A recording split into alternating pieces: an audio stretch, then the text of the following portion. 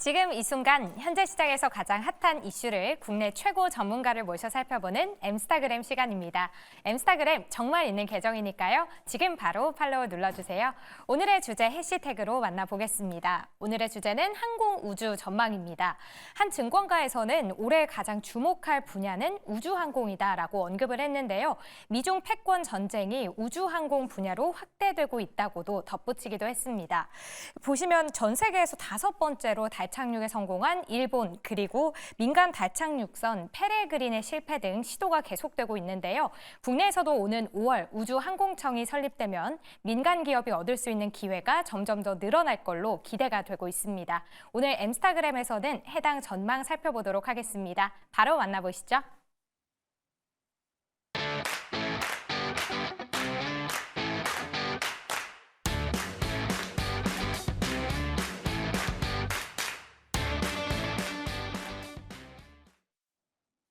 급변하는 시장의 핫 이슈를 집중 분석하고 여기에 대한 투자 전략까지 세워보는 시간입니다. 엠스타그램 코너인데요. 자, 여러분, 오는 5월 우리나라도 드디어 우주항공청이 설립이 됩니다. 정부가 이니셔티브를 치고 우리나라의 우주 산업을 직접 리딩해 가야 된다고 하는데요. 관련해서 시장 벌써 들썩이고 있습니다. 국내에요. 근데 이 우주 산업을 커버하는 애널리스트가 정말로 몇 명이 안 됩니다. 그중에서 가장 보석처럼 빛나는 샛별 전문가라고 평가받고 있습니다. 유진투자증권 리서치센터의 정희훈 연구원 모셨습니다. 안녕하십니까? 안녕하십니까? 네. 여의도에 몇 안 되는 샛별 우주 전문가 마음에 드세요? 너무 이렇게 잘 해주셔가지고 네. 좀 약간 창피하네요. 근데 우주 산업을 고르는 것도 되게 모험 아닙니까? 그렇죠. 그렇죠. 애널리스트로서. 근데 지금 이렇게 우주 산업이라고 말은 하고는 있지만 네. 사실 산업으로 아직까지 분류되진 않은 상황이에요. 그래서 예. 약간 테마성으로 주가가 오르락 내리락 하기도 하고 예. 시장에서도 아직까지 우주 산업에 대해서 많은 좀 지식이라든지 이해도가 좀 많이 떨어진 것 같아서 네. 뭐 이 산업에 대해서 좀 정보들을 전달하는 목적으로 이 산업을 좀 다루게 되었습니다. 그러니까 방산과 같이 하시나요? 보통 그렇죠. 예, 방산과도 많이 연결이 되어 있죠. 예. 자, 여러분 오늘 우리 우주항공, 우주산업 전문 애널리스트와 함께 합니다. 끝까지 채널 고정해 주셔서 투자 전략까지 세워보시면 좋을 것 같고요. 5월에 아마 5월 중으로 우주항공청이 설립될 것 같아요. 과학기술정보통신부 산하로 이제 정부가 이끄는 우주산업 시대가 열리게 되는데 경남 사천이라고 하죠. 설립되는 곳이 경남 사천 지금 들썩대고 있다고 합니다. 자, 연구원님. 우주항공청 뭐 어렴풋하게 이해는 되지만 정확하게 어떤 일을 하게 되는 이제 단체가 그 기관이 되나요?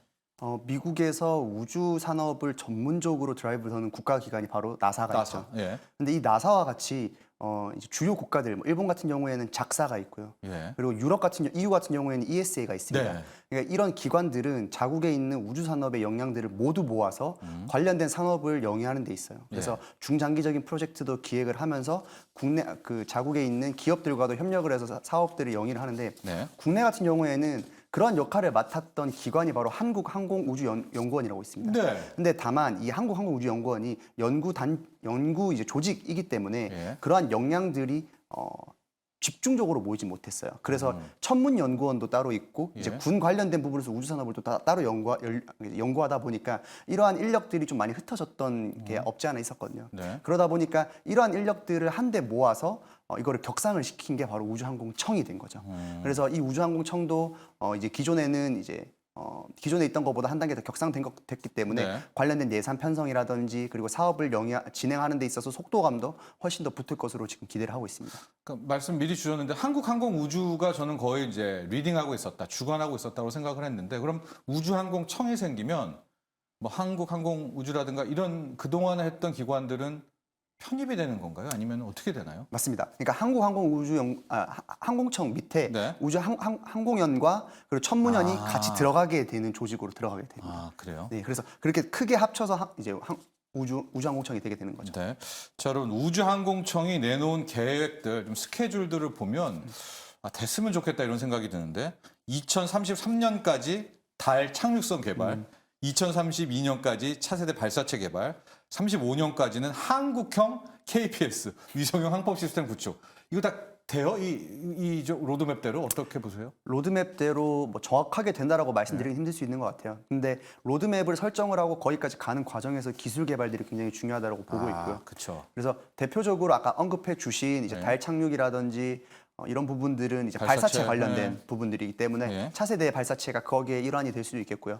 그리고 두 번째 말씀해 주신 한국만의 이제 위성 항법 시스템 KPS 같은 경우에는 위성 개발 쪽으로 이제 사업을 영위하는 그렇게 두 가지 측면에서 보시면 좋을 것 같습니다. 네. 앞으로 우주 산업 시장이요. 지금은 뭐 한 500조 뭐 정도라고 하는데 1,500조 이상, 뭐 2,000조 이상 커간다고 합니다. 당연히 커가겠죠. 왜냐하면 이제 앞으로 우리 인류가 갈 곳이 메타버스, 가상현실 아니면은 우주, 스페이스 두 군데밖에 없으니까 우주로 가게 될 것 같은데 지금 우리나라에 정말 솔직히 우리나라의 우주 산업의 수준, 뭐 우주 관련 기술의 수준 어느 정도예요?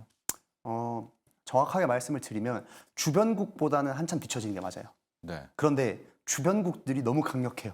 그러니까 대표적으로 뭐 떠오르는 건 당연히 뭐 미국, 미국 빼야죠. 미국 예. 빼고 러시아. 일본도 굉장히 강력하고요. 그래요? 러시아도 굉장히 강력합니다. 네, 네. 중국도 굉장히 강력해요. 중국도요? 과거에는 사실 미국이 1등이고 러시아가 2등이었는데 네. 최근에는 중국이 자국의 우주 산업 개발을 위해서 국가 단위에서 돈을 엄청나게 밀어넣고 있어요. 예. 그래서 지금 현재는 거의 러시아를 따라잡은 거 아니냐라고 할 정도로 중국이 많이 올라온 상황이고요. 네. 일본도 전 세계에서 5위권 안에 드는 우주 강국 국가입니다.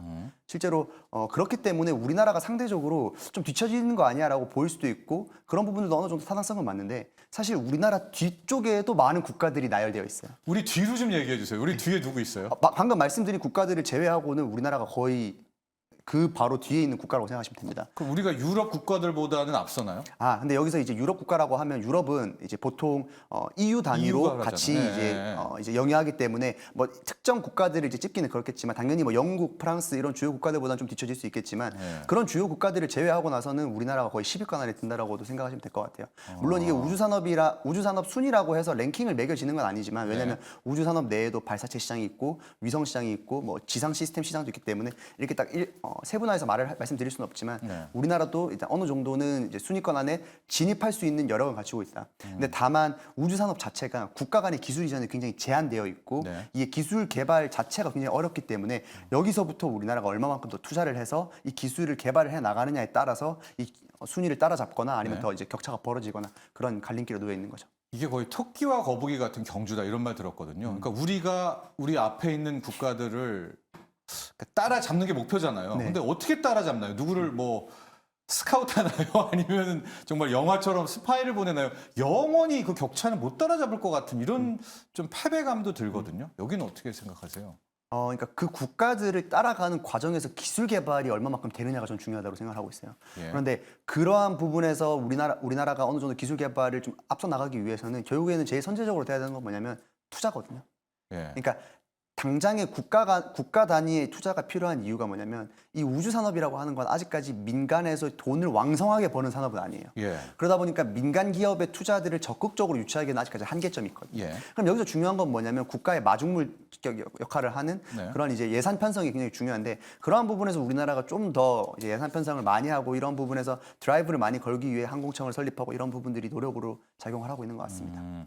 우선 뭐 따라잡는다 이런 거대 목표보다는 우리 기술을 좀 차곡차곡 쌓아 놓으면서 가보자. 그렇죠. 묵묵히. 자주 국방처럼 우리나라도 자주적인 우주 산업을 할 수 있는 위치까지 올라가야 된다라는 그 말씀을 드리고 싶습니다. 투자 부분인데요. 현재 좀 보면 우주 산업 관련한 투자가 방산 기업 투자랑 이게 지금 우리는 이게 엮여 있습니다. 아마 발사체 이런 것 때문이기도 한데 뭐 하나 에어로스페이스, 뭐 AP 위성이라든가 한국항공우주 뭐 대표적인 거죠. 컨택, 세트레가.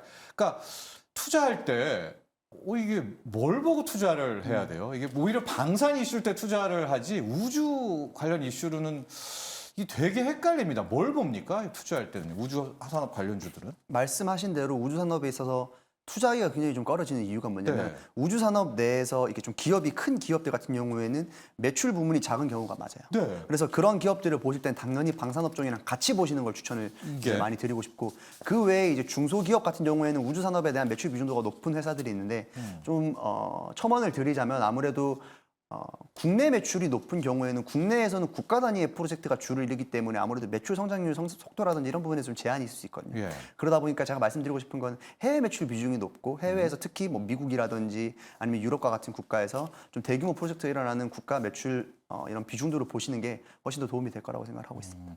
아까 세 가지 분야 말씀하셨잖아요. 네. 그러니까 발사체도 있겠고요. 네. 또 위성도 있겠고 또 시스템 네, 이것도 지상 있겠고 시스템. 예, 지상 시스템. 이게 좀 다 좀 특징적인 게 있나요? 각 기업마다? 그렇죠. 뭐 발사체 영역에서 말씀드리면 국내에서 대표적으로 하나 에어로스페이스가 있죠. 네.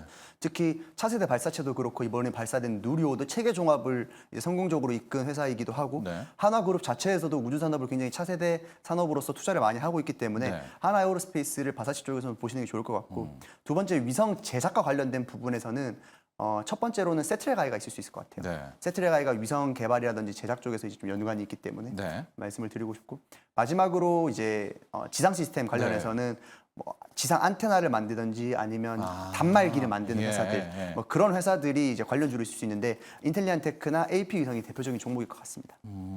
이렇게 보면은 발사체는 그러니까 에어로스페이스가 워낙 지금 앞서가고 있지 않습니까? 네. 그렇다면은 이 시스템적인 거에서는 좀 뭔가 숨통이 좀 트일 수 있을 것 같다는 생각 좀 들어요. 우리나라 뭐 기술력 수준이라면 어떻게 보세요? 실제로 우리가 우주 산업이라고 하면 이렇게 떠다니는 로켓이라든지 위성들을 많이 생각하실 수 있는데 네. 전체 우주 시장을 봤을 때 가장 큰 비중을 차지하고 있는 게 사실 지상 서비스 시장입니다. 네. 왜냐하면 결국에는 우주 산업도 누구를 위한 거냐면 지구에 있는 사람들을 위한 산업이긴 하거든요. 예. 그러다 보니까 지상에서의 우주 산업을 통해서 지상에서 어떤 서비스를 제공해 줄 수 있느냐가 굉장히 핵심적인 요건이고 그러다 보니까 지상 서비스적인 측면에서 시장이 빠르게 커갈 것이다. 특히 위성과 관련된 위성 서비스 시장이 좀 빠르게 커갈 것으로 전망을 하고 있습니다. 예. 발사체도 중요하고 위성 돌아서 위성 만드는 것도 중요하지만 거기서 주는 그 정보 받아가지고 네. 우리 생활에 적용하는 이게 지금 시스템이라는 얘기죠. 지상 맞습니다. 시스템. 예. 그렇다면 자 우리 연구원님의 탑픽이 굉장히 궁금합니다. 제 느낌으로는 한화 에어로스페이스 같은 걸 고르실 것 같지는 않거든요. 개인적으로 뭐 리포트도 좀 내서 내가 커버한 우주 산업 중에서 이 종목 한번 주목해 하나 있다면요. 저는 인텔리안테크와 컨텍을 좀 말씀드리고 싶어요. 인텔리안테크, 컨텍. 네. 컨텍은 제가 커버하는 종목은 아니지만 네. 그 두 회사가 이제 제가 말씀드린 위성 서비스 시장에서 이제 지상 지상 시스템, 시스템. 네. 지상 시스템 시장에서의 네. 매출 비중도가 높고 또 굉장히 지금 산업적으로 굉장히 빠르게 커가는 통신 시장과 관측 시장에서의 예.